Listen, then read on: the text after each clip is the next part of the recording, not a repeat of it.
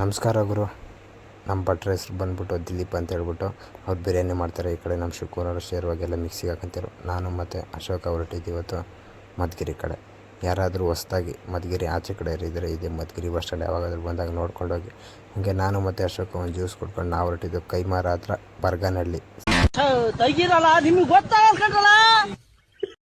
ಅಲ್ಲಿ ನೋಡಿದ್ರೆ ತುಂಬ ಜನ ಜಾತ್ರೆ ಆಗಿತ್ತು. ಅದರಲ್ಲಿ ನಮ್ಮ ಹುಲಿನ ಹುಡ್ಕೋದು ಒಂದು ಸಾಹಸನೇ ಆಗಿತ್ತು.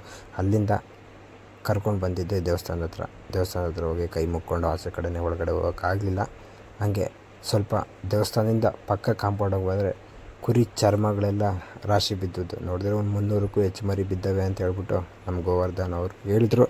ಹಾಗೆ ಅವರು ಮಾಡಿದ್ದು ಊಟನ ಮಾಡಿಕೊಂಡು ಹಾಗೆ ಒಂದು ಸ್ವಲ್ಪ ಜಾತ್ರೆ ಸುತ್ತಾಡೋಣ ಅಂತ ಬಂದ. ಇವರು ಶ್ರೀರಂಗಣ್ಣ ಅಂತ ಹೇಳ್ಬಿಟ್ಟು ನಮ್ಮ ಗೋವರ್ಧನ್ ಅವರ ಅಣ್ಣ.